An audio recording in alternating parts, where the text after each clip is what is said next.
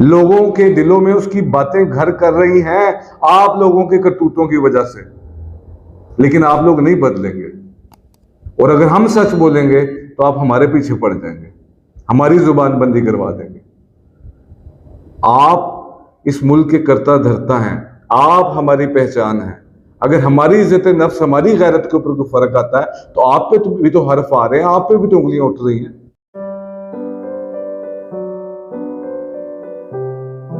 अस्सलाम वालेकुम, मैं हूं यासिर मलिक एडवोकेट और आप देख रहे हैं एस्केप फ्रॉम केज। पाकिस्तान की तारीख कंट्रोवर्सी से भरी पड़ी। यहां पे जिसका दिल चाहा जो मर्जी कहा, किसी ने उसको नहीं पूछा। जिसका दिल किया उसने जो चाहा वो किया, लेकिन फिर भी उससे नहीं पूछा गया। पाकिस्तान में ताकतवर को कभी किसी ने हाथ नहीं डाला, लेकिन कमजोर की तरफ हर कोई लपका, लेकिन किसी ने किसी से कुछ नहीं कहा। आज ये जो जुमले हैं ये थोड़े से मतलब दुखी जुमले हैं, इस वजह से कि मैं एक हामिद मीर साहब का प्रोग्राम देख रहा था नसीम ज़ारा के साथ। इससे पहले भी हामिद मीर साहब कुछ ऐसा कह चुके हैं। अगर तो वो सच बोल रहे हैं तो, लेकिन अगर वो सच नहीं बोल रहे तो दोनों सूरतों में किसी एक शख्स को तख्ते दार पर लटका जरूर देना चाहिए।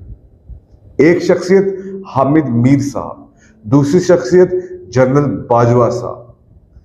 अब लाइव मेन स्ट्रीम मीडिया पे अगर हामिद मीर साहब जनरल बाजवा के बारे में ये कहते हैं कि जनरल बाजवा ने 22 सहाफियों की मौजूदगी के अंदर ये कहा है कि हमारी फौज किसी काबिल नहीं रही, ना लड़ सकती है ना कुछ और कर सकती है, हमारे पास इंडिया के साथ सुलह करने के अलावा दूसरी कोई ऑप्शन मौजूद नहीं है। एक बंदे ने यहां पर लाइव स्ट्रीम मीडिया में, जिसका नाम हामिद मीर था, उससे ये बात कही। अब दोनों के दरमियान में डिस्कशन हुई तो हामिद मीर साहब ने नसीम ज़ाहरा से बात करते हुए उनसे कहा कि आप भी वहां पे मौजूद थी, बल्कि आपका तो रंग बहुत ज्यादा सुर्ख हो गया, जिसको उन्होंने डिनाई नहीं किया। इट मीन्स कि कुछ 22 लोग ऐसे थे जिनके सामने ये बात हुई थी, जहां पे नरेंद्र मोदी के दौरे कश्मीर की बात भी हुई थी, जहां पर इमरान खान को इस बात से लाताल्लुकी की बात भी हुई थी। फॉरेन ऑफिस इस बारे में नहीं जानता था, शाह महमूद कुरैशी उस वक्त के फॉरेन मिनिस्टर थे। ये सब बातें किसी सोशल मीडिया प्लेटफॉर्म पे नहीं, बल्कि मेन स्ट्रीम मीडिया पे आकर दो बहुत सीनियर सहाफियों ने बोली हैं। इसका रेसिप्रोकेट क्या है?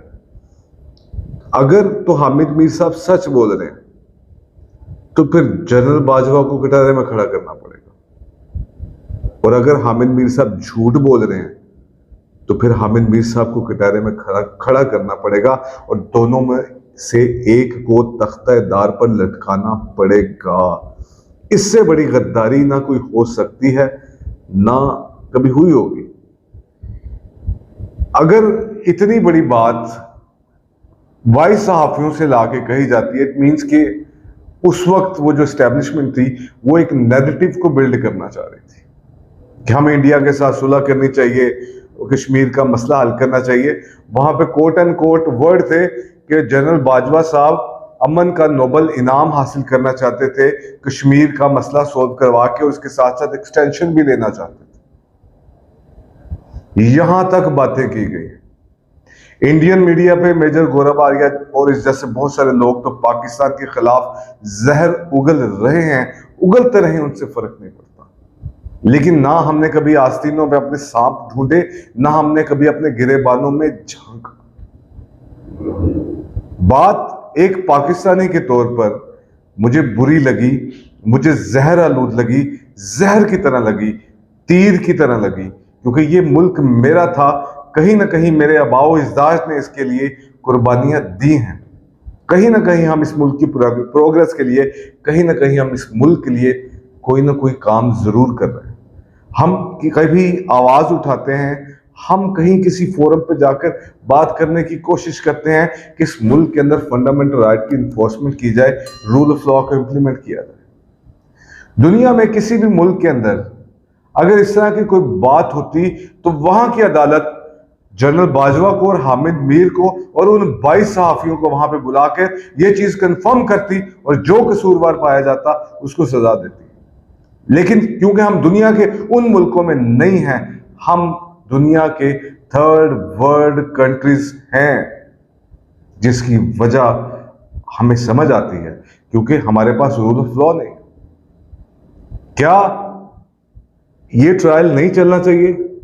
क्या ये सानिया 9 मई इसके आगे कोई सानिया है? इसके आगे कोई अहमियत रखता है? लेकिन सानिया 9 मई में क्योंकि एक किरदार को खत्म करना है तो वहां पे कोई बात बर्दाश्त नहीं की जाएगी, लेकिन टेलीविजन की स्क्रीन के ऊपर आके जो मर्जी कुछ कहता रहे लेकिन उसके ऊपर उंगली नहीं उठाएंगी। इसकी सिर्फ एक ही वजह होती है कि आपने ये बात की थी, आप यहां पे कसूरवार थे, आप ये सब कुछ चाहते थे जो हामिद मीर और नसीम ज़हारा के प्रोग्राम में एक दूसरे के साथ डिस्कशन चलती रही हैं।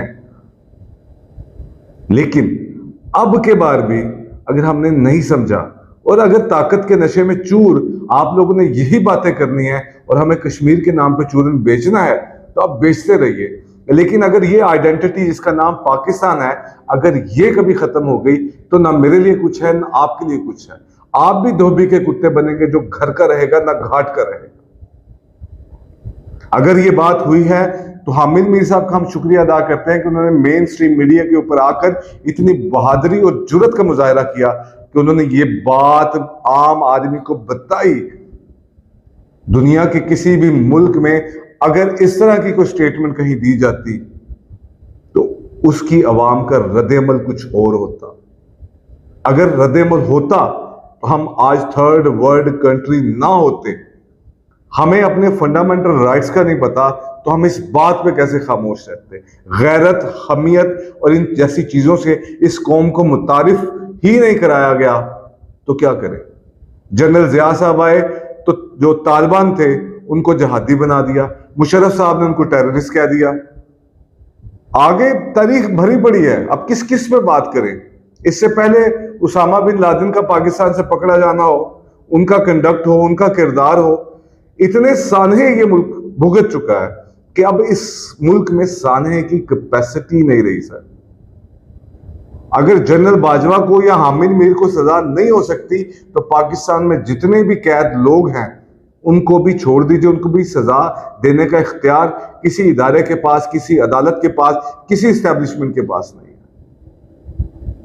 कैसे ये बात की जा सकती है? और अगर ये बात नहीं हुई तो कैसे मेन स्ट्रीम मीडिया के ऊपर ये बात बताई जा सकती है? सवाल ये है। अदालतों को तो अब कुछ अपने सरिया जो है वो मजबूत करना पड़ेगा, अपनी गर्दन के अंदर कोई अकड़ पैदा करनी पड़ेगी ताकि कोई रूल ऑफ लॉ का इंप्लीमेंट हो सके। यार अगर ये एस्टेब्लिशमेंट बात नहीं मानती तो ये लोग रिजाइन क्यों नहीं कर देते?